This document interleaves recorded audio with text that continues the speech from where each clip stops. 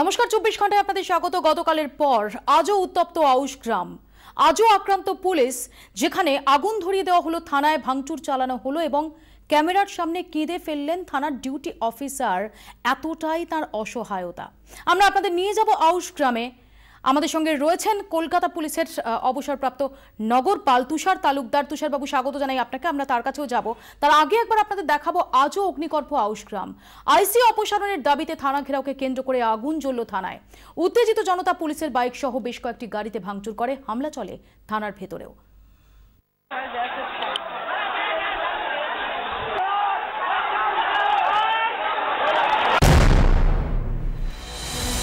শুক্রবার পুলিশ দাবি করেছিল সমস্যা মিটে গেছে। শনিবার আগুন জ্বলল থানায়। জনতার ভয়ে থানা ছেড়ে ব্যারাক ছেড়ে পালালো পুলিশ। আহত হয়ে চিকিৎসাধীন 7 জন পুলিশ কর্মী। স্কুলের জমি দখলকে কেন্দ্র করে শুরু হয় গন্ডগোল। গন্ডগোলের জেরে শুক্রবার পুলিশ গ্রেপ্তার করে আউশ গ্রাম স্কুল পরিচালন সমিতির সম্পাদক চন্দ্রনাথ বন্দ্যোপাধ্যায় ও একজন গ্রামবাসীকে। শনিবার সকালে গ্রামবাসীদের চাপে দুজনকেই ছেড়ে দিতে বাধ্য হয় পুলিশ। এরপরেই স্কুলে গিয়ে শিক্ষক, ছাত্র ও গ্রামবাসীদের নিয়ে বৈঠক করেন চন্দ্রনাথ বন্দ্যোপাধ্যায়। বৈঠকের সিদ্ধান্ত হয় থানা ঘেরাও করে আইসির অপসারণ দাবি করা হবে। সেই মতো থানা ঘেরাও করেন 1000 মানুষ। ঘেরাও চলাকালীন উত্তেজিত জনতা হামলা চালায় থানায়।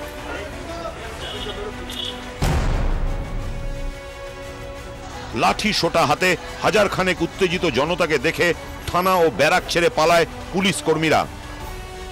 প্রায় 2 ঘন্টা থানাতে কোনো পুলিশ কর্মী ছিলেন না।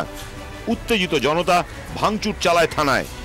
ভাঙচুর করা হয় পুলিশের গাড়িও। আগুন ধরিয়ে দেওয়া হয় থানার সামনের একটি বসবার জায়গায়। গুরুতর আহত হন বেশ কয়েকজন পুলিশ কর্মী। প্রাণ ভয়ে কেঁদেই ফেলেন কর্তব্যরত সাব ইন্সপেক্টর।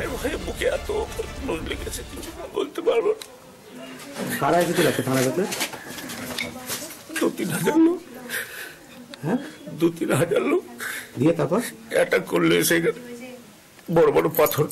গেটটা লাগাতে গেলাম, গেটটা লাগাতে পারলাম, এমন ভাবে ধাক্কা মারলে পড়ে গেলাম। দিয়ে সাইডে গিয়ে আড়াল করলাম, তাও ঘোরালি করে থানা ভাঙচুর করে দিয়েছে। থানা একদম শেষ করে দিয়েছে, থানা গুটিয়ে দিয়েছে সব।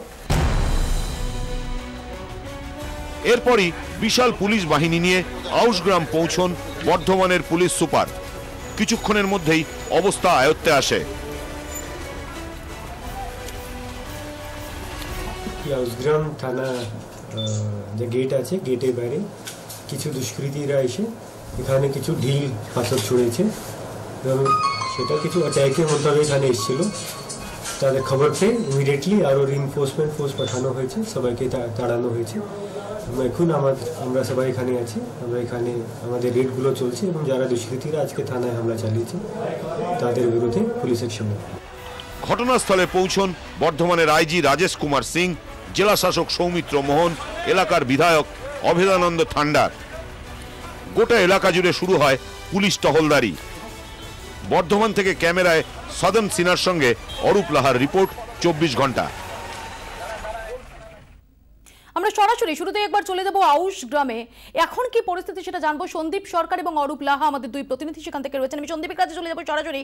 সন্দীপ, বেশ কয়েক ঘন্টা কেটে গেছে এই ঘটনার পর, এখন কি পরিস্থিতি সেখানে, কি দেখতে পাচ্ছ? দেখো, আউশগ্রাম থানার পরিস্থিতি কিন্তু রীতিমতো থমথমে মৌপিয়া। একেবারে থানার ভেতরের অংশে সেখানে পুলিশ কর্মীরা তারা এখনও ভীত সন্ত্রস্ত অবস্থায় রয়েছেন। কারুর মুখে কোনো কথা নেই। থানার ভেতরে একেবারে থমথমে একটা নীরবতা। পুলিশ কর্মীরা তারা ইতস্তত এদিক ওদিক তারা ছড়িয়ে ছিটিয়ে রয়েছেন। পুলিশের কর্তারা তারা একের পর এক তারা এসেছেন থানার মধ্যে এবং বৈঠক চলছে। দফায় দফায় শান্তি বৈঠক হয়, কিন্তু কোনোটাই এখনো পর্যন্ত খুব একটা ফলপ্রসূ হয়েছে এমন কোনো খবর নেই। থানার ভেতরে এই চিত্র যেটা আমরা সকাল থেকে দেখাচ্ছি দর্শকদের, যে এইভাবেই কিন্তু থানার ভেতরে কার্যত কয়েক ঘন্টা ধরে তাণ্ডব চলে।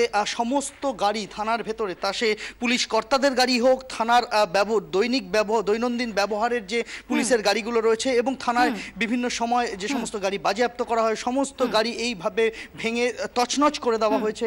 থানার যে ব্যারাক রয়েছে, সেই থানার ব্যারাকের ভেতরে, সেই ব্যারাকের ব্যারাকের ভেতরেও কিন্তু হামলা চলে। সে সময় যারা পুলিশ কর্মীরা ছিলেন তারা কোনো রকমে থানার পাঁচিল টপকে পালিয়ে তারা প্রাণে বাঁচেন। এখনো পর্যন্ত সেই থমথমে পরিবেশ থানার মধ্যে রয়েছে। পরপর এইভাবেই থানার ভেতরে তাণ্ডব চালানো হয়। থানার ভেতরে যে সমস্ত প্রিজন ভ্যানগুলি রয়েছে সেই প্রিজন ভ্যানগুলিও কিন্তু এইভাবেই ভাঙচুর করা হয়েছে। আমি আসবো সন্দীপ আবারও তোমার কাছে এবং অরূপের কাছ থেকে জানবো, গতকাল থেকে অরূপ ওখানে আছে, আমরা জানবো অরূপের কাছ থেকে যে কি থেকে এই ঘটনার সূত্রপাত। তার আগে একবার চলে যাবো তুষার তালুকদারের কাছে। তুষার বাবু, যেভাবে আমরা পুলিশকে আক্রান্ত হতে দেখলাম, থানা জ্বলল, পুলিশ কাঁদছে, আপনার কি ব্যাখ্যা?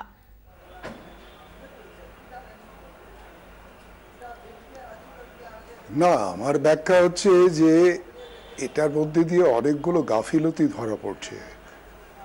প্রথমত, স্কুল কম্পাউন্ডে যদি কোনো বেআইনি নির্মাণ হয় এবং তার একটা সুনির্দিষ্ট অভিযোগ যদি থানাকে করা হয়, তাহলে থানার তক্ষুনি একটা তদন্ত করে যারা অভিযোগ করেছেন তাদেরকে তো একটা আশ্বাস দেওয়া দরকার ছিল যে এটা বেআইনি নির্মাণ, এটা আমরা ভেঙে দেব, আমাদেরকে একটু সময় দিন। কিন্তু এখানে দেখা যাচ্ছে যে ঠিক তার উল্টোটা হয়, যে থানা থেকে তাদেরকে প্রায় তাড়িয়ে দেওয়া হয় এবং এই যে থানার কাছে অভিযোগ জানাতে গিয়েছিলেন তাদের মধ্যে ছাত্ররা ছিল, স্কুলের শিক্ষকরা ছিলেন। তুষারবাবু, তা বলে আইন নিজের হাতে তুলে নেবে জনতা এবং থানায় গিয়ে ভাঙচুর চালাবে বা আগুন ধরিয়ে দেবে, যেখানে পুলিশ আক্রান্ত হবে, 7-8 জন পুলিশ কর্মী তারা জখম হয়েছেন, এটা কি হতে পারে? না, এটা তো হওয়া উচিত ছিল না এবং এটা কোন অবস্থাতেই এ ধরনের ঘটনা অভিপ্রেত নয়, এটা হওয়া উচিত নয়। কিন্তু ঘটনাটা ঘটছে কেন একটা সামান্য বেআইনি নির্মাণ, তার অভিযোগের প্রতিকার পুলিশ করতে পারছে না কেন? আজকে এরা আবার পরের দিন এবং উল্টে এদেরই বোধহয় স্কুলের সম্পাদককে গ্রেপ্তার করা হচ্ছে।